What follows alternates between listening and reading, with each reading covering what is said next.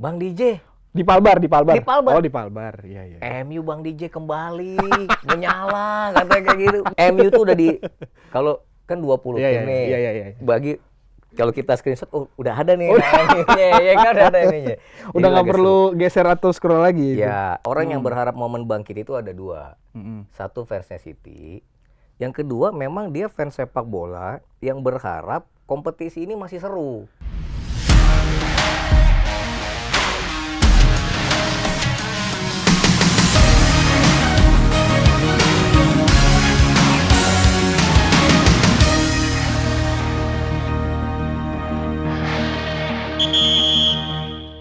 Senin yang sangat cerah bagi para fans Arsenal, Chelsea, Manchester United dan juga Liverpool. Itu kalau dibikin tuh 2, 3, 4, 5 golnya tuh. 2, 3, 4, 5 ya? Iya. Iya betul. 2, 3, 4, 5. Kalau cuma 2, 3, 4 kayak merek yang lama. Apa merek yang lama? Udah ntar aja biar masuk mereknya. Lu BTW udah motong intro gue. Gak apa-apa, lanjut deh. Kita mesti santai aja. Oke. Iya kan? Premier League Match Week ke-13 berhasil ditutup oleh kemenangan Liverpool atas Manchester City 2-0. Betul. Yang akan dibahas di sini di Halftime Break bersama gue Dave Refli dan yang sudah motong intro gue ada Bang DJ. Gak apa-apa. Kalau ada paku yang patah, jangan disimpan di dalam peti. Kalau ada yang hobi kalah, itu pasti si Manchester City. Ini tiba-tiba banget nih. Iya. Bang DJ. Ya. Lu muka lu cerah lu mentang-mentang Iya. Chelsea menang 3-0 ya. 2 kali menang berturut-turut walaupun posisinya kegeser sedikit sama Arsenal tapi tetap happy lah gitu. Dia Maksudnya tergeser sebenarnya nggak jelas tuh kenapa tergeser tuh. beda different ini apa namanya? Enggak, Goal sama. difference. Gol difference-nya sama, nyetak golnya sama 26-14 lo cek aja. Oh gitu ya. Iya. Soalnya laga mereka berdua seri apa menang? Seri kan? Mm-mm. Mungkin karena absen kali duluan. Arsenal. Mungkin juga bisa jadi itu. Cuman maksud gua itu nanti lah kita bahas. Cuman gua mau Yang mana dulu, Chelsea dulu? Enggak, gua mau buka ini tuh dari Liverpool sama City dulu. Liverpool sama City. Ya. Kemarin di edisi preview kemarin Bang DJ ada beberapa komen di video kita yang kemarin. Iya. Ada yang bilang kalau perhatiin banget yang mau komen. wah iya dong, harus karena yang komen udah mulai kalau komen. Tapi nggak apa-apa komen terus biar iya, rame. karena Iya, komennya udah mulai rame lah gitu Bang Iya, DJ. Ada beberapa alhamdulillah. yang komen kalau misalkan ini akan menjadi momen kebangkitan dari Manchester City. Ya nggak apa-apa kan. Yang namanya mereka yang berharap, nggak, gue yakin lah orang yang berharap momen bangkit itu ada dua. Satu fansnya City, yang kedua memang dia fans sepak bola yang berharap kompetisi ini masih seru. Ya. Iya kan? Karena kalau Manchester City menang, selisihnya kan jadi 5. Nggak kayak sekarang hasil akhir kalah 0-2 itu yang membuat City sekarang tercecer nih dalam perburuan gelar. Kalau nggak salah jadi nomor 5. Iya, lah ya kan justru itu maksudnya karena City kalah Bukannya jadi selisih 5 malah jadi peringkat ke-5. Ya nggak apa-apa, maksudnya karena City kalah jadi justru persaingan untuk mencapai di posisi 2 sampai 4 nih jadi lebih ketat gitu. Maksudnya kan Liverpool kan tinggal tunggu waktu nih. Itu loh maksud gua. Loh. Enggak, jangan gitu lah. Kompetisi masih panjang. Iya, ini memang. masih pekan ke-13. Ingat nih bulan Desember rata-rata setiap tim akan main 8 kali. Ya. 7 atau 8 kali lah, 6 atau 7 kali, 7-8 kali. Ya artinya segala sesuatunya Bisa terjadi. Bisa terjadi. Ini pekan-pekan yang sangat ramai. Nanti kita kan lagi ngomongin sedikit soal review kemarin kan. Ini tengah pekan aja mau ada lagi Mau pertandingan. ada lagi, iya. Tapi kita kalau ngomongin Liverpool sama City Manchester kemarin. City, ya sebenarnya kan menatap pekan ke-13 kemarin memang Liverpool lebih diunggulkan karena situasi Manchester City yang semuanya serba sedang tidak baik-baik saja, ya kan? Apalagi kalau ketika memulai babak pertama tuh kemarin, Dev. Enggak memulai doang, seluruh satu ya, maksud gue selama babak babak pertama Oh iya, itu, iya. Manchester City tuh kayak bingung tuh dia main dengan gayanya Liverpool. Liverpoolnya Arne Slot ini menurut gue emang gila ya. takjub sih gue ngeliatnya. Dia bisa main lambat, tapi tiba-tiba bisa cepat dengan umpan kiri vertikalnya gitu. Iya. kan? Jadi si Manchester City itu kayak bingung. Ini gue mau main bertahan lebih dalam atau lebih di atas atau gimana? Jadi serba-serba sulit buat Manchester City. Meskipun ya kemarin kemarin kan lu ngebahas waktu di preview Ruben Dias gimana? Ruben Dias dimainin tuh jadi Dimainin starter. pada akhirnya kan. Iya kan? Iya. Sampai Ternyata. WhatsApp lagi Kang Iwan dia nih. Hah, Ruben Dias dimainin nih Bang DJ. Ini nonton aja apa sih? Info aja dulu. Dari laga Chelsea Bang, 1-0 nih. Ya Allah, gua bilang. Duh, ya tapi itu kan masih balik lagi ke laga itu. Jadi di babak pertama ya benar-benar Liverpool bermain cukup baik, iya. City kayak bingung kayak gitu kan.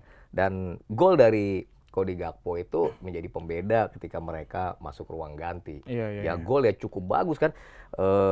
Pergerakan Mohamed Salah, orang fokus dengan Mohamed Salah, kemudian bola ternyata di closing agak ke tiang jauh kan. Itu bolanya, aduh gue juga, itu kan tipis di ruang sempit banget itu. Gue jadi inget zaman gue muda tuh. Nggak, maksudnya yang ngambilin bolanya itu kalau bola keluar dari gawang kayak gitu. Ya gitu, dan gol 1-0. Nah di babak kedua itu sebenarnya City kondisinya cukup berbalik lah kondisinya. Cukup berbalik. Iya. City-nya menekan, bermain lebih menyerang. Iya. Tapi ya gitu. Artinya serangan-serangan dari sayapnya ya kebaca sebenarnya. Dan yang satu yang perlu diberikan acungan jempol paling nggak dari gua nih, itu ya bagaimana seorang Virgil van Dijk itu bisa membuat pergerakan si Erling Haaland tuh kayak minim. Di babak kedua itu terlihat lebih banget. Sebenarnya sudah banyak hal yang dilakukan oleh Guardiola lah waktu pas dari starter mainin Ruben Dias, kiper juga diganti kan ya kemarin ya. Nah terus si babak kedua Jeremy Doku main, Savino main, Kevin De Bruyne main, Jack Grealish main. Itu kan sebenarnya pemain-pemain yang dianggap punya kecepatan untuk bisa meneror lini belakang Liverpool. Tapi ya itu menurut gua agak monoton. Dan ada yang salah nggak menurut lu dari situ? Dari yang dilakukan Pep di babak kedua gitu Bang DJ? Buat gue sih sebenarnya bukan ada yang salah, tapi semua upaya yang dilakukan, yang dihadapi adalah Liverpool di bawah Arne Slot yang memang punya taktik, punya variasi yang ketika dia ditekan, dia main jadi direct Liverpool. Dan ada satu kesempatan yang akhirnya berbuah penalti. Oh iya. Ya, kali ini penaltinya berhasil eksekusi dimanfaatkan dengan baik oleh Mohamed Salah. Jadi ya 2-0. Lu lihat ya, gue sempat bingung waktu pergantian pemain tuh yang Kwanza masuk. Iya kan? Gue pikir nih, gila nih si Arne Slot, tapi ternyata itu bagaimana ketenangan Kwanza untuk meredam si Jeremy Doku. Iya kan? Iya.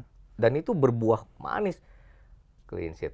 Jadi lu bayangin Liverpool, Dev, lawan Real Madrid 2-0, lawan Manchester City 2-0. Ya, gila, ini fans Liverpool kayaknya kalau nggak ada gawe di kantor sih kayak pengen istirahat tuh, menikmati hasil-hasil ini. Ya kan? Jadi kalau menurut gue bukan ada yang salah, tapi ya memang ya awan gelap Manchester City lah dalam 7 pertandingan terakhir mereka di semua kompetisi. Ya ini menjadi sebuah tamparan keras lah sebenarnya. Dan ini kan menjadikan Manchester City kalau nggak salah menderita 4 kekalahan beruntun di Premier League. Di mana terakhir kali momen situasi ini tuh terjadi kalau nggak salah tahun 2008. Ya kan? Ya coba buat tim sebesar City yang 4 musim terakhir juara Liga Inggris, ini 4 pekan terakhir nggak bisa menang. Jadi kalau 4 pertandingan tuh kan maksimum 12 poin. Berapa poin yang dihasilkan City? 1 kayaknya. 0. 1 kemarin di Champions League lu. Champions League iya. gitu. Ya emang agak miris juga sih kemarin ngeliat City tuh kalau gue justru ini di babak kedua kalau Liverpool nggak bisa menambah keunggulan, gue rasa City bisa menemukan gol penyeimbang. Gol penyeimbang gitu. Tapi mentok, Dev. Ya semua udah kebaca. Lu mau dari kiri, kanan, sayap, Erling Haaland-nya juga ruang geraknya.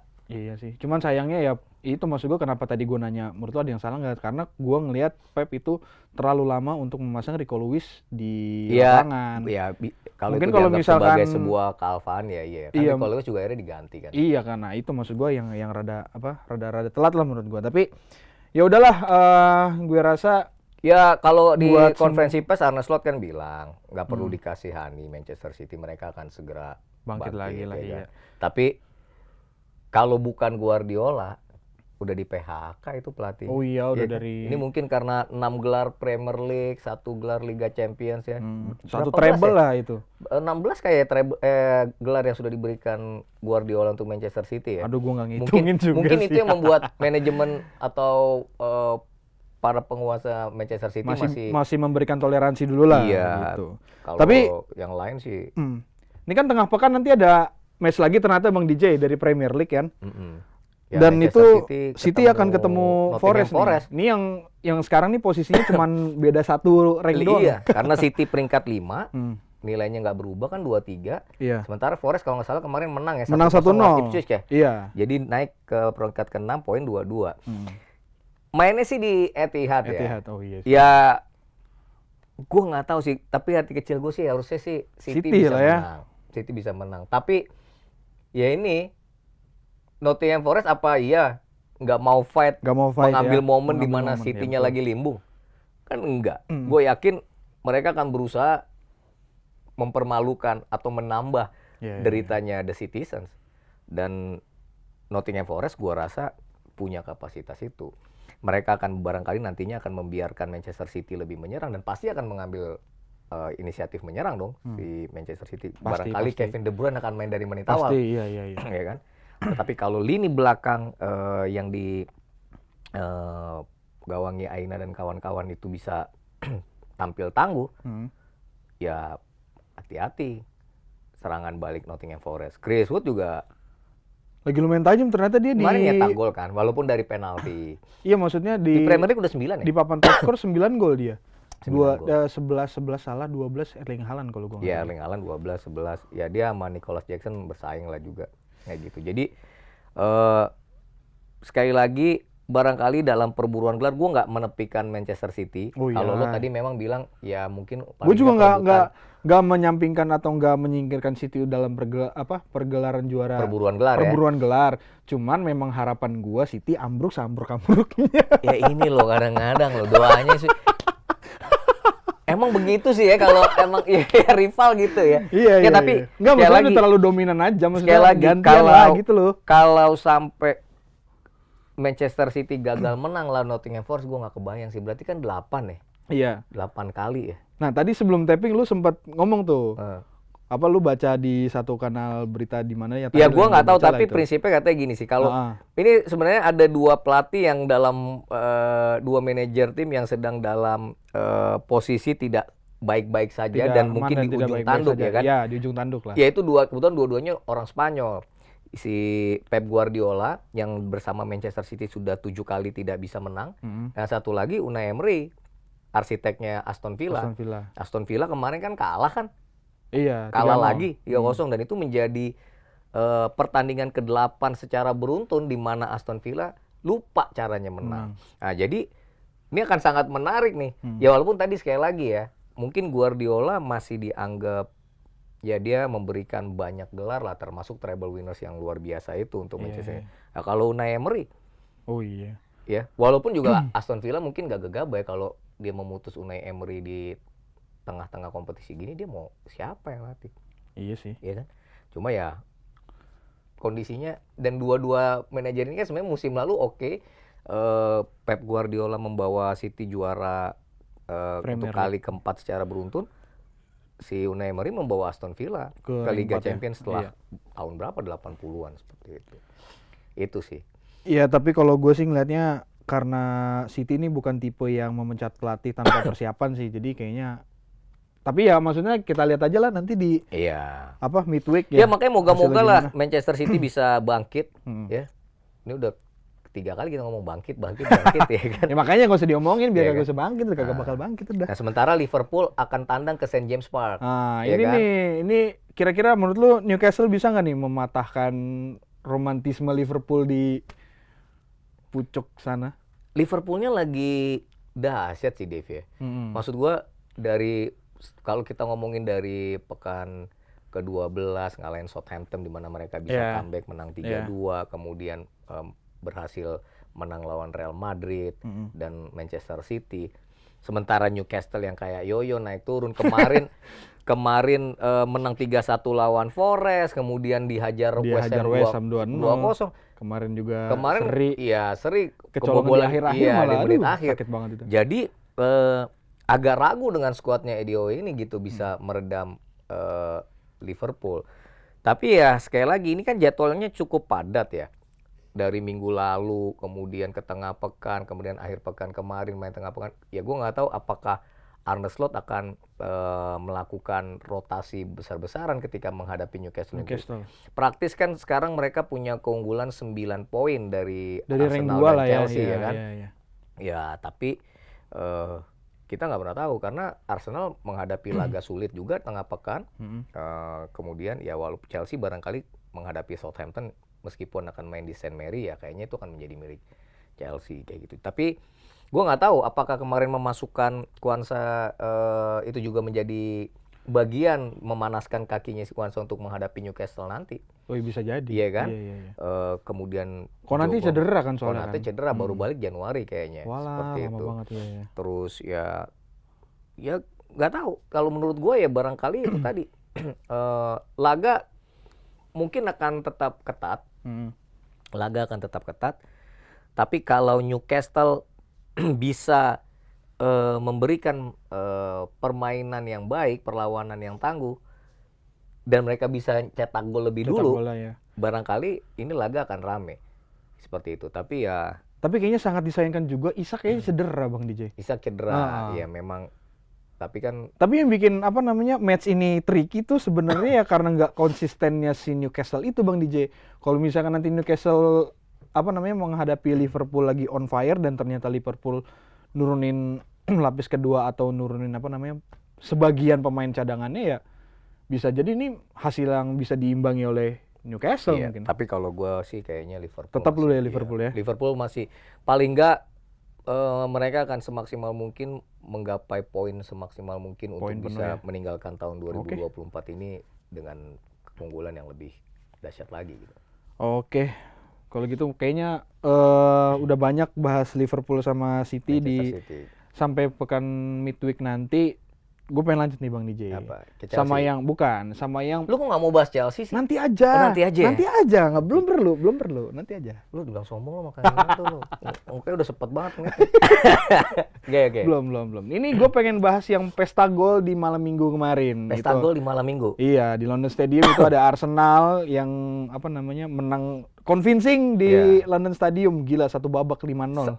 5-2. 5-2 7 gol terjadi di babak pertama. Iya. Dan lu bayangin ya, dalam 2 lawatan Arsenal ke London Stadium dalam 2 musim berturut-turut mereka cetak 11 gol. Oh iya. Kan sebelumnya 6-0. Iya kan? Kemarin 5-2. Ya, gue pikir kemarin bakal nambah 6 atau 7 gol ternyata. Ya walaupun di babak 2 peluangnya juga ada untuk menambah gol kan.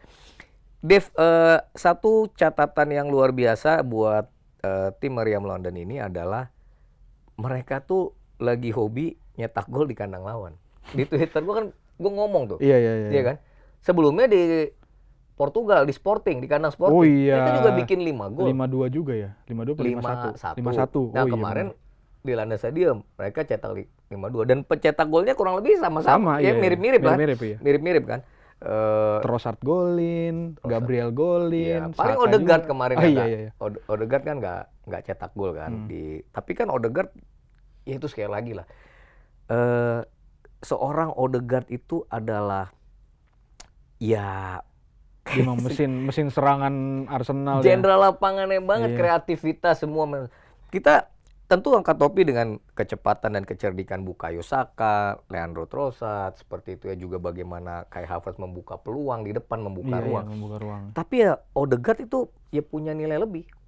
Dan sekali lagi, tadinya gue berpikir West Ham United akan ya memberi perlawanan gitu ya. Tapi ya 2 golnya kan cepet itu. Golnya terlalu mudah kayak gitu. Dan kemarin kita bilang yang jangan heran kalau misalnya Arsenal akan bikin 2 gol, ternyata bikin 5 gol. Dan ini ya menjadi sebuah pertanda bahwa timnya Mikel Arteta tidak menyerah. Untuk bisa bersaing dalam perburuan gelar. Ya masih jauh, beda 9 poin dengan Liverpool. Tapi kalau mereka tetap konsisten, gue yakin sih Arsenal ini Ya sekali lagi konsistensi ya. Konsistensi apalagi nanti kan memasuki Desember, kita udah masuk Desember, kemudian Januari, Februari, dan Arsenal masih tampil di sejumlah kompetisi. Nah ini rotasi pemain akan sangat ditunggu gitu ya, bagaimana Mikel Arteta punya taktiknya gitu. Butuh pemasokan nggak pemain menurut nanti di transfer Januari untuk Arsenal nih? Ya, cuma kalau kita mau idealnya bilang, gitu loh. kalau mau dibilang pemasok ada pemain yang masuk, gue nanya balik sama lo. Sekarang siapa pemain yang paling Ebring yang kira-kira di tengah musim akan bisa masuk ke Premier League? Iya sebenarnya. Paling nama Victor Gyökeres, itu pun karena dikait-kaitkan dengan Ruben Amorim. Iya. Itu juga udah 2 pertandingan nggak nyetak gol kemarin di Liga Portugal. Iya. Siapa coba? Iya. Ya, kita selalu bilang Arsenal butuh striker murni kan. Sekarang kalau mau striker murni siapa? Iya, datangin Osimhen aja kan bisa. Osimhen udah di Liga Turki kan? Iya. Ya nggak tahu ya. Ya mungkin sih bisa nggak sih? Harusnya sih bisa kan. Gini, jadi kasus dia di Napoli kemarin kan kenapa dia nggak kemana-mana kan dan pada akhirnya ke Turki kan karena agennya. Oke. Yang minta apa namanya yang minta gaji dan harganya mungkin nggak tinggi-tinggi amat, tapi gajinya tuh yang minta tinggi tuh agennya. Yeah. Nah agennya dipecat, ya udah mau nggak mau dia kan free agent, mainlah di Turki dengan agennya baru kalau gua nggak salah gitu. Nah maksudnya kan sekarang udah pakai agen yang baru, udah nggak ada label gaji gede atau harga. Tapi kan tetap dia gitu. minta gaji gede lah pasti Osimhen. Iya, cuman nggak segede dan nggak segila waktu sama agen sebelumnya gitu. Ya kita lihat lah. Ya, apakah iya beberapa nama di Bundesliga gue juga strikernya kan harusnya ada gitu. Maksudnya kalau gue sih tetap ngelihat Arsenal butuh sosok Iya, tapi kalau pemain striker yang bisa mengkonversi seluruh end passing menjadi gol gitu. Iya, tapi kalau ngedatengin gitu, strikernya tier 2 mah ngapain deh? Dia butuh striker yang bisa menjanjikan minimal 20 gol semusim. Iya sih. Iya kan? Kalau menurut gua loh. Iya. Iya kan? Oke deh, sekarang gue mau lompat lagi nih, Bang DJ. Sebelum preview Arsenal nih ke lawannya besok si MU nih kemarin yang habis menang, ya bisa dibilang pesta gol juga nih di Old Trafford. Sambutan yang luar biasa dari publik Old Trafford, seperti yang gue bilang di preview kemarin ya, publik Old Trafford yang namanya untuk pelatih baru, romantisme, semangat barunya pasti mewah, megah, dan di pemainnya pun gue rasa ini gue ngeliat kemarin ya gitu ya, ini pemainnya emang mau fight untuk menjalankan sistem yang dibuat oleh Ruben Amorim. Sih. Tapi tadi pagi deh waktu sarapan nih, gue baru tahu tuh lu tahu nggak yang jualan nasi di Palbar tuh? Dia ternyata fans MU loh. Dia nonton ATB. Bang DJ. Di Palbar. Oh, di Palbar. Iya. MU Bang DJ kembali menyala katanya kayak gitu. Gue bilang, lu fans MU nih ternyata. Tapi gini Dev. Ada aja. Jadi ini adalah pertama kali Ruben Amorim memimpin Manchester United di Old Trafford di Premier League. Ya. Tapi setengah pekan kemarin ternyata kan di Liga Eropa ya. Ya, Europa League. Dia main juga ternyata. Main juga di Old Trafford menghadapi wakil Norwegia kalau nggak salah, Bodo Glimt ya, menang 3-2. Jadi kemarin gini Dev, kan waktu lawan Bodo Glimt itu dia cetak gol cepet juga tuh. Garnacho menit pertama. Waktu lawan Ipswich juga cetak gol cepet kan, menit kedua. Gua kemarin nonton Everton, lu kalau nonton kan abis kick off tuh diserang terus tuh. Si Everton kan? Iya, diserang terus kan. Gue bilang nih kalau kejadian gol cepet di bawah 5 menit, ini kayaknya ini emang gayanya Amorim jangan-jangan buat MU cetak gol cepet gitu. Tapi ternyata ya golnya baru lahir ya di menit-menit 30-an ya. Seperti itu. Nah, kalau lu tadi bilang Taiwan babak kedua. Gol 2-0 babak pertama. Oh iya, babak kedua gol cepat. Betul. Ini ada fans MU nih. Produser gua fans MU. Ya tapi gol kecepatnya baru di babak kedua. Babak kedua betul. Iya, kan? Iya. Nah, tapi maksud gua begini. Tadi kan lu bilang ya pemain MU kayaknya berusaha untuk fight atau beradaptasi dengan gaya mainnya Ruben Amorim. Memasang Marcus Rashford, Bruno Fernandes, Joshua Zirkzee ya kan? Iya. Itu juga menjadi sebuah bagaimana Amorim kayaknya menekankan sama Fernandes ya, sama Zirkzee juga si Ahmad Keras Diallo loh. sebenarnya. Ahmad. Oh iya Ahmad deh. Lu harus Luar biasa create tuh. chances, lu harus punya kreativitas. Iya, luar Ahmad biasa, Diallo Ahmad keren. Diallo ya. Iya luar Iya biasa kan? tuh. Dia Ahmad Diallo tuh. cepet, dia bisa bertahan, dia bisa main depan. 2 assist. Iya. 2 assist. Bruno Fernandes juga 2 assist. Iya kan? Dan Joshua Zirkzee-nya juga oke. Menurut gua dia bukan, sekali lagi ya, mungkin dia bukan striker yang bener-bener Killer depan gawang yang iya. dapat bola. Kadang-kadang black dia ball jadi gitu. pemantul malah Pemantul, ya, pemantul ya, pas, buka ya, ruang buka dan segala ruang. macem. Tapi kemarin tuh dia, walaupun gue yakin sih, gue liat dia juga agak susah payah kemarin, Susah tapi payah, iya. dia berhasil untuk menunjukkan itu. Dan lini belakang walaupun Everton juga nggak terlalu banyak serangan, tapi tetap konsisten tuh. Lisandro Martinez, Matthijs de Ligt, Mazraoui juga cukup oke. Dan ini kemenangan yang menurut gue sih membuat euforia, ya kan? Bahwa dalam 2 laga beruntun di Old Trafford, satu di ajang Liga Eropa, satu di Liga Primer, di Premier League, mereka bisa meraih kemenangan, mereka bisa cetak 7 gol. 7 gol. Dan ada satu catatan, Dev, ini adalah kali pertama musim ini di Premier League Manchester United bisa cetak lebih dari 3 gol, cetak 4 gol. Ya dia pernah menang 5-2 lawan Leicester, menang 7-0 lawan Barnsley, ya kan? Tapi itu kan di ajang Carabao, ya kan? Di ajang Premier League dia bisa cetak 4 gol dan ya kan 2 pemain cetak brace, 2 pemain juga brace assist. Ya ini kan menurut gua catatan ya moga-moga optimisme, ya kan? Optimisme. Yang menjadi modal penting mengingat tengah pekan ini akan menghadapi, mereka akan ke kandang Arsenal Emirates, laga seru. Dan ini Arsenal MU, jujur ya, ini laga yang paling dinantikan. Kenapa? Karena 2 tim ini kalau di total di pekan ke-13 mereka cetak 9 gol. Jadi duel di pekan ke-14 nanti Arsenal MU adalah mempertemukan raja-raja gol pekan, 13. Ya memang kemarin ada juga yang cetak 4 gol kan, kayak Bournemouth juga cetak 4 gol, terus gue lupa Brentford juga cetak 4 gol. Oh iya, Brentford kan? Juga 4. Tapi kan MU yang clean sheet. Oh iya betul. Iya kan? 4-0. Kalau Brentford kan menang 4-1, Bournemouth menang 4-2. Ini seru sih ini. Ini laga seru. Seru banget ini pasti. Mau kita obrolin? Harus dong, harus saat ini juga. Iya. Makanya kan tengah pekan nggak ada waktu tapping lagi nanti. Iya, ini sekarang waktunya. Ya jadi ini duel yang seru, ya kan? Ini duel 2 September nih, ulang tahun gue. Yang satu peringkat kedua, satu peringkat 9.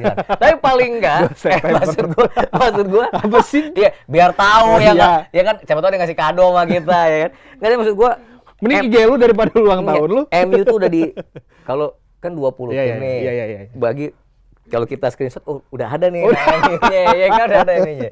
Udah nggak perlu geser atau scroll lagi. Ya, MU sekarang 19 poin. Arsenal sekarang ada di 25 poin, ya kan? Artinya selisih 6 ya? 6 poin.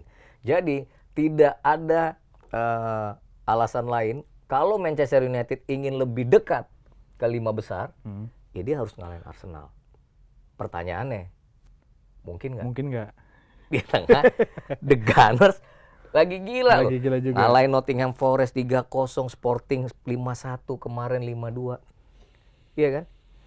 Arteta juga pasti kan, dia juga bilang satu-satunya jalan untuk semakin dekat dengan Liverpool adalah dari kita mengontrol, kita harus menang. Kita harus menang. Iya. Jadi ini duel yang 2 tim punya niat ingin menang. Dan 2 manajer dari Semenanjung Iberia, ya kan, yang satu dari Portugal Ruben Amorim, yang satu dari Spanyol. Ini akan saling adu taktik. Dan ini cukup menarik. Lalu sendiri gimana? Menurut lo? Wah, jangan lu berharap seri ya, lu pengennya Chelsea. Lu emang ini laga seru, sampingan lu Chelsea. Ini gimana? Kalau menurut lu gimana? Objektif nih ya. Ya harus objektif. Ya kan? Yang subjektif Iwan aja udah. Kalau gua ngelihatnya gua pengen dari MU-nya dulu. Ya. Kalau MU bisa mempertahankan lini pertahanannya dengan sangat-sangat baik gitu. Maksudnya walaupun baru clean sheet-nya di match kemarin lawan Everton. Maksudnya kan kita tahu lah Onana beberapa semenjak dipegang sama Amorim atau mungkin belakangan ini lagi bagus banget itu namanya Onana. Dan juga kalau misalnya kemarin pun waktu lawan Everton yang salah satu yang gua soroti itu dari MU itu ada pertahanannya. Ketika pemain agak kan beberapa kali suka kehilangan bola tuh kemarin lawan Everton. nutupnya tuh cepat Bang DJ. Iya. Nutup ruang, man to man itu semuanya cepat gitu. Dan Iya. kalau misalkan itu bisa diterapkan dengan baik nanti ketika lawan Arsenal, ya tinggal bagaimana lini depan mengkonversi sebuah peluang menjadi gol aja sih. Nah, menurut lo lini pertahanannya akan tetap mengandalkan 3 pemain yang dalam, ya kayaknya kan Lisandro Martinez, De Ligt sama Mazraoui ya. Mazraoui. Kayaknya udah firm itu deh kalau gue Udah bilang firm ya. ya? Iya, karena Artinya ini bener-bener ketangguhan stamina juga sangat dituntut nih ya. iya. Nah, makanya kan kalau gua bilang dari sistem 3-4-3 Ruben Amorim ini bagaimana para pemain MU-nya bisa mengkonversi transisi serangan balik gitu Oke. loh. Kalau misalkan pertahanannya udah firm, udah bagus, gue yakin Arsenal juga akan kesulitan untuk cetak gol gitu. Nah, tapi gini Dev, ngomongin soal lini pertahanan, ada satu hal yang rasanya perlu disimak nih. Ya kan gue jadi kesannya ngajarin Amorim nih. Tapi enggak. Gimana? Arsenal ini lagi punya optimalisasi yang cukup tinggi dalam mengkonversi bola-bola mati menjadi gol. Arsenal. Oh iya. Dan ini perlu menjadi hal yang perlu dicermati oleh tim Manchester United ketika Arsenal mendapat sepak pojok. Oh Dalam iya, dua iya, pertandingan iya. terakhir, baik menghadapi Sporting maupun sama kemarin West lawan Ham. West Ham, sepak pojok yang diperoleh Arsenal itu selalu membuat kemelut di depan gawang lawan dan selalu ada Selalu gol ada golnya, iya. yang dua-duanya kebetulan dicetak oleh Gabriel.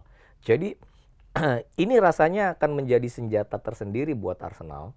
Selain ya bola mati itu penalti ya, karena mereka beberapa kali ini sekarang lagi dapat penalti ya, mungkin karena kelincahan para pemain mereka gitu di kotak Nah, penalti. ini juga perlu disimak oleh para pemain Manchester United untuk tidak melakukan silly tackling di dalam kotak terlarang seperti itu. Jadi lini pertahanan selain harus rapat tadi, Selalu harus rapat dari ketika Arsenal open play ya, Yes. salah satunya dari bola mati. dari bola mati juga. Ini yang perlu Iya.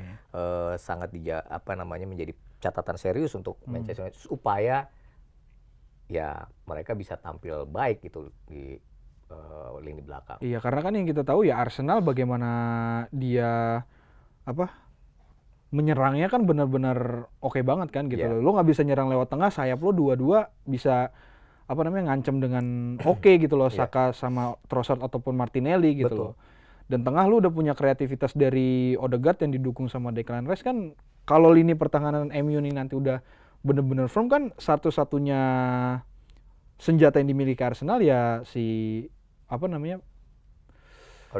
bukan, maksudnya dari corner atau dari free kick gitu loh maksudnya gitu. Iya. Nah, tinggal bagaimana MU ini bisa memanfaatkan transisi serangan balik. Karena gua nggak tahu nih Gabriel main apa enggak nih. Soalnya kan kemarin ditarik keluar karena cedera. Udah gua nggak tahu nih, belum ada gua belum nyari info lagi tentang itu karena belum di announce juga sama Arteta kalau gue nggak salah. Nah, kalau dari Arsenalnya ya bagaimana tuh dia bisa nge-crack lini pertahanannya MU, di mana kan dua-dua tim ini firmnya, kepercayaan dirinya lagi sama-sama tinggi nih Bang DJ. Yang lu bilang tadi lagi niat untuk mencuri kemenangan itu sama-sama gede gitu. Betul. Tapi kalau gue melihat juga ya Dev ya, duel antara Arsenal dengan Manchester United ini sebenarnya akan menjadi duel adu pintar, adu cerdas antara Odegaard dengan Bruno Fernandes. Oh iya, itu juga betul. Iya kan? Kebetulan dua-duanya jenderal lapangan. Kapten nggak sih Bruno Fernandes? Kapten kan? Odegaard? Kapten. Iya. Artinya mereka berdua ini akan menjadi penentu nih bagaimana jalannya pertandingan ini. Kebetulan kreativitas kedua pemain untuk bisa mendistribusi bola, membuka ruang bagi temannya, ini akan sangat-sangat menjadi sajian seru nanti di Emirates nanti ya kan. Selain ya kita akan lihat bagaimana Amad Diallo mungkin akan saling adu dengan Martinelli atau Trossard, kemudian Bukayo Saka juga dengan siapa ya biasanya kalau di kiri mungkin dengan Diogo Dalot ya kalau dimainkan ya. Oh iya. Seperti ini menjadi laga-laga yang sangat menarik. Dan walaupun gue sih kayaknya feeling ini ada yang menang sih. Walaupun ada yang menang. Gue sih kayaknya kalau seri kayaknya nggak ikhlas. Gue nya nggak ikhlas. Kayaknya harus yang menang. Dan selain tadi ada satu catatan menarik yang sebenarnya ini bayang-bayang yang kurang sedap buat Manchester United. Ya buat Ruben Amorim. Ini walaupun bukan di zaman dia. Dalam 3 lawatan terakhir mereka ke Emirates, MU selalu pulang dengan kekalahan. Dan gawang mereka selalu bobol 3 kali. Yang gue ingat yang 3-1 musim kemarin. lalu yang Iya. golnya menit 96 sama Iya, terakhir. 100 sekian kan golnya Declan Rice dan Gabriel Jesus, iya kan? Iya, yang gue ingat itu. Musim lalu musim yang paling jelek buat MU karena MU-nya Erik ten Hag terutama. Iya. Ya kan? Karena Harus mereka di-mention Ten Hag-nya. dua kali ketemu di Premier League kalah kan? Kalah, ya. Termasuk di Old Trafford. Kalau yang semusim sebelumnya waktu di musim pertamanya Erik ten Hag sih masih sempat menang tuh, Iya. walaupun kalah juga 3-2 di Emirates. Jadi gua nggak tahu apakah lini pertahanan MU bisa solid, ya kan? Atau ya lagi-lagi mesti melihat gawang mereka bobol 3 kali. Yang jelas nih laga seru, laga yang Iya. mereka datang ke pekan ke-14 ini ini dengan ya, sama-sama menang yang menakjubkan, yang satu cetak 5 gol, yang satu cetak 4 gol. Apakah Ruben Amorim akan menelan kekalahan pertamanya atau justru dia akan menghadirkan kemenangan away pertama bagi MU di Emirates. Di Emirates nanti. Yang jelas nih laga seru sih. Seru. Tengah pekan ya. Ya. Begadang dong. Gadang, tidur dulu. Kita nggak bikin live reaction? Enggak, belum sampai situ ya. Gue kita tergantung Kang Iwan aja lah. Gue sih. Kang Iwan udah 7 kali gue sebut nih. Oke, Bang DJ kayaknya untuk Premier League. Nah, cukup tapi lah. ntar dulu. Lu ngomong Chelsea dulu dong. Gimana Chelsea? Kan udah Ini Chelsea paling aman soalnya, Dev. Heeh. Menang 3-0 kemarin, ini lawan Southampton. Iya. Iya kan? Harusnya nggak bodoh kayak Brighton lah, cuma seri 1-1. Nggak gini. Setelah Maresca udah mengeluarkan statement kita nggak memperebutkan gelar Premier League. Gitu ya? Iya. Terus dia memperebutkan apa? Yang 4 besar lah, Champions dulu lah. Kayaknya Gitu lah. ini apa kurang high achiever ya? Gimana sih? Nggak apa Dia namanya. ngomong sama lu gitu? Di statement Oh, dia di ke statementnya statement. dia Oke, keluar oke. gitu. Jadi gue tuh nggak apa namanya nggak ngoyo banget. Ayolah Enggak kita lah. menang inilah gitu. Lu Yang para penting- fansnya Chelsea, masa lu nggak? Ini gimana sih perwakilan Chelsea? Ya enggak maksudnya at least lu bisa. Alon-alon, asal kelakon. Ya, gue nggak ngerti juga sih. Maksudnya at least lu menang, lu udah ngantongin 3 poin, udah it's okay, ini cukup gitu. Gitu ya. Masalah nanti kan dari kenapa Chelsea ujungnya bisa di rank 3 kemarin kan gitu. Maksudnya dari rank bawah gitu, tahu-tahu menang, wah menang seri, tahu-tahu di posisi 3, itu cukup buat Chelsea. Dan ternyata statement dari Maresca juga begitu kan, ya kita tidak memperebutkan gelar juara, memang target. Satu gelar udah hilang dari Carabao Iya, Cup. maksudnya Tapi di Conference League kan juga masih oke. Masih Nggak gini, oke. Dave. Kalau menurut gue Chelsea ini punya potensi ya. Punya, potensi punya, Sorry, iya. gue agak panjang dikit tapi gue melihat pertandingan kemarin. Cole Palmer, Kapten Enzo Fernandez bikin Oh iya, gol. iya. Highlight gue tuh Nicholas Jackson. Ini pemain muda tapi kayaknya ya. Kayaknya dia punya dia punya potensi, bukan kompetensi. Dia punya potensi untuk berkembang menjadi seorang striker yang elit. Dia kayak tahu dia gimana ya bisa menempatkan posisinya segala macam, dan moga-moga dia cetak gol lagi nih menghadapi Southampton. Sehingga persaingan di perburuan top skor juga Erling Haaland, Mohamed Salah, Nicholas Jackson juga Chris Wood ini akan semakin rame. Ya. Cuman gua nggak mau terlalu ngebahas sih karena banyak decision makingnya masih salah di kemarin juga gitu loh. Jadi Ya, tapi lumayan lah menang 3-0. iya. Maksudnya kalau decision makingnya udah oke itu bakal bisa jadi 4-0 atau 5-0 juga sih kemarin gitu. Kalau yang nggak usah diomongin Spurs lah. Oh itu Ya kan? definitely naik jangan. turun itu. lagi kan. Iya. Kita udah ngomong seri 1-1. Udahlah. Iya udah. Jadi pekan ke-14 Pekan kira-kira ke-14 big match. apa yang akan menjadi Arsenal. sebuah kejutan menurut lo? Coba ya kita lihat dulu ya di match 14 selain itu ya, selain Kejutannya kalau Newcastle bisa ngalahin Liverpool gitu ya. iya itu satu. Terus sama ini sih paling Bournemouth Tottenham ini Seru, sengit. ini laga seru. Mm. Tapi feeling gue sih ini laga romantis antara Dominic Solanke ya. Kalau Southampton bisa membuat repot Liverpool kemarin ya harusnya di sini Chelsea harus hati-hati juga sih sebenarnya. Tapi buat gue enggak. Kejutan terbesar pekan ke-14. Maaf ya, bukan gue mengecilkan. Tapi kejutan terbesar kalau Manchester United bawa pulang poin menang. penuh Iya. dari Emirates. Tutup dah. Oke, kita ketemu lagi nanti Di halftime break. Di halftime break selanjutnya setelah Arsenal melawan Manchester United. Sampai jumpa. Bye bye.